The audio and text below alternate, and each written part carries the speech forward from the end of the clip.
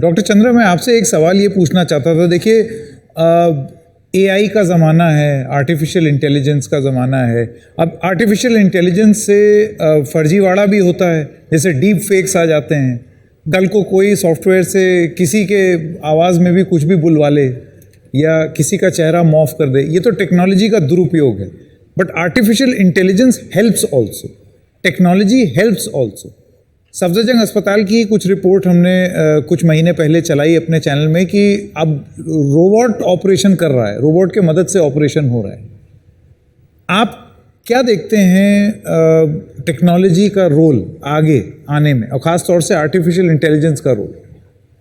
तो संकेत, artificial intelligence एक नया रेवोल्यूशन है, I must say, and whenever there is a revolution there will be misuses also, but it is a very good revolution because अभी एक study हुई थी हार्ट के सिलसिले में। ये एक एकोकार्डियोग्राफी, एक जांच होती है हार्ट की, उसमें आर्टिफिशियल इंटेलिजेंस द्वारा रिपोर्ट को कंपेयर किया गया और जिन लोगों ने किया उसको आपस में कंट्रोल किया गया, तो मालूम पड़ा कि आर्टिफिशियल इंटेलिजेंस की रिपोर्ट ज़्यादा बेटर थी। बट इसका मतलब ये नहीं है कि हम लोग सब आर्टिफिशियल इंटेलिजेंस को दे देंगे। क्यों? क्योंकि medicine is a combination of two things, art, science, compassion, empathy. तो आर्टिफिशियल इंटेलिजेंस में ये दो पार्ट अभी नहीं ऐड हो पाए हैं कि हाउ द कंप्यूटर और the robot will come back and hold your hand और पैट ऑन योर बैक। तो वो बहुत ज़रूरी है किसी पेशेंट की रिकवरी की प्रोसेस के लिए। तो इसलिए डॉक्टर की ज़रूरत तो अभी पड़ेगी। आर्टिफिशियल इंटेलिजेंस उस डॉक्टर को हेल्प करेगी, that is the best part. So the things will become much more predictable and much more reproducible. तो गलतियाँ कम होंगी। बट एंड में मैं एक बार और कहना चाहता हूँ कि we are not living in a very pessimistic world. We in India at this time are at a very good situation as far as the health is concerned. आज से 25 साल पहले या 30 साल पहले जब हमने MBBS किया था अपना, तब हार्ट डिजीज़ के लिए और कितनी बीमारियों के लिए लोग बाहर जाते थे, आउट ऑफ इंडिया ट्रीटमेंट कराने के लिए, और हम लोग ट्रेनिंग करने के लिए बाहर जाते थे। I got trained in France for this thing. But today in India we can provide the best quality of care with the best medicines made in India and the best hardware, जैसे stents हैं, valves हैं, सब India में बन रहे हैं। They are very good quality at a very low price. So we are now in India, at least as health is concerned, we are in a very positive situation। और हमारे पास पूरी दुनिया से पेशेंट्स आते हैं ट्रीटमेंट कराने के लिए at 1/3 or 1/4 the price। So this is what I wanted to end with, that we are not in a very bad situation, we are in a good situation, and doctors are coming to get trained by us in India. Since we're talking about doctors, Dr. Kannan, how do we attract the right skill to the right place? How do we create an ecosystem that supports healthcare professionals who work in rural India? How do we ensure that doctors are there, especially in the remote and rural areas? So, this requires a multi-sectoral approach, truly a multi-sectoral approach. The answer is not to part of it may also be to say you train as a general surgeon, you do an MCH in whatever, you serve in a rural area. But that compulsion is not going to be sustainable. What is done democratically will be sustainable with the will of the people. And that requires, one is, as part of training, to talk to doctors. You know, that component. Humanities in healthcare education is not greatly emphasized, but we have to introduce humanities to talk to doctors starting from their MBBS times, from the beginning, kindergarten stage of doctors, to get them into that service mode. That is very important, and that will go a long way. The other thing is to incentivize doctors when they work in difficult areas. And the third thing is to use technology to support doctors. See, I work in an area where we don't have intensivists. That means somebody who's critically ill will have nobody to look after that person. And so we work with a group of intensivists working in Bangalore on the cloud. We have what is called a cloud ICU, and that works so remarkably well.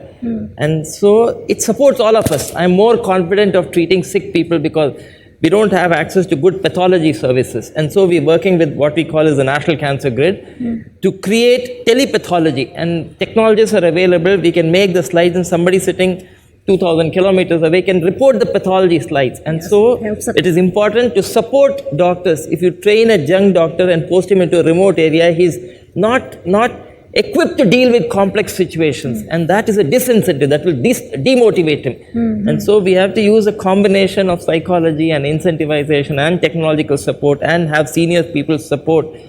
Multiple things have to happen, but it can happen. Okay Great. Okay doctor Indira, एक सवाल मैं आपसे पूछना चाहता हूँ। हमारी ये जो मुहिम है इसका हिस्सा आप भी रही हैं, सुझाव के माध्यम से भी, जज्बात के माध्यम से भी, हर तरीके से।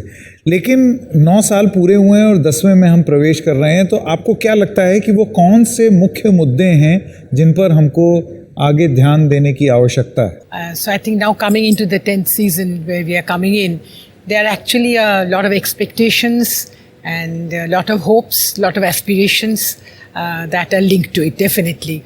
And now I think now formation of a council is something very important, because as I mentioned, inter-sectoral coordination is extremely important, because there have been certain public health related diseases which I mentioned, like diarrheal diseases, anemia, undernutrition. It has not been controlled in spite of so many years. And I think this is where a council like this will be of great help. We've been talking of gut health, and we all know that gut health is intricately related to environment. Intricately, because you have environment, EED, which is you see, children can eat a lot of nutritional food, but they'll not be absorbed. If there is diarrhea, they'll all go, it's like a leaky pot, it'll go out. Therefore, to control malnutrition, unless you link environment to it, you can't control diarrhea, you can't control undernutrition, you can't control anemia, which is so linked to the worm infestation, open sanitation. So I think it's very important that a linkage is created among these different department and ministries. And I think the next season should be that this wonderful group of three, the three pillars, should get together to see how independently the government can be advised to take this forward. Right. Dr. Seshaya, sorry, I know that you've been a little impatient, but just one last request. How do you see the future of medicine in India? This is very much advanced. It's going up. It's not. We are not going back. As somebody was saying, not developed country. It is developed country, not developing, now developed. So we are progressing very, very well. So only thing is, We are known as the pharmacy bank of the world, India. Am I right? Yes, the Thinking pharmacy that? capital. Yeah. Yes. So, now my what do you call aphorism yeah. message. I don't want to tell the word prevention of diabetes. That is what confuses people. Must say primordial prevention of diabetes. Yeah. That is the message you must spread everywhere. In the NDTV, you put that primordial prevention of diabetes, focus on the fetus for the future. Yeah. That's all. Thank you so much. That means diabetes will disappear from the country. Primordial prevention of diabetes, focus, focus on the fetus, future, for the future. Focus on the fetus for the future. That is slogan I'm telling everywhere. This is my slogan. Anywhere I talk, I tell this slogan only. Wonderful. Wonderful. Thank you so much. Sir. Thank you so much. No, we were just talking about the artificial intelligence and how it can be utilized in our country. So I think one of the areas where it can be very useful is to reach the unreachable. In the remote areas where we do not have doctors, we have nurses or we have the ANMs. They can be given the algorithms. We have like algorithms, you put in the symptoms and you get the disease pattern. You get the management guidelines. Not only that, they can do the telecommunication with a doctor who's sitting in the district. And they can do the triaging. Triaging is one of the most important things for dealing with the emergency medicine, like obstetrics, pediatric, or even adult. So she can triage that this patient needs to go to the next specialty or go to the higher care center because there is a need. But I think human intelligence is still much better than artificial intelligence. We require human intelligence to control artificial intelligence. Because artificial intelligence is good for algorithms, for doing certain stuff, but not for medicine itself. So I think in medicine, artificial intelligence have a role. But as long as human intelligence is there, I don't think artificial intelligence will take over human intelligence. ChatGPT, for example, the inventor of ChatGPT was so disappointed recently that he sort of got away from it. So I think it's very important that we still basically use the human intelligence to use artificial intelligence for our benefit. Otherwise, you get overwhelmed with artificial intelligence.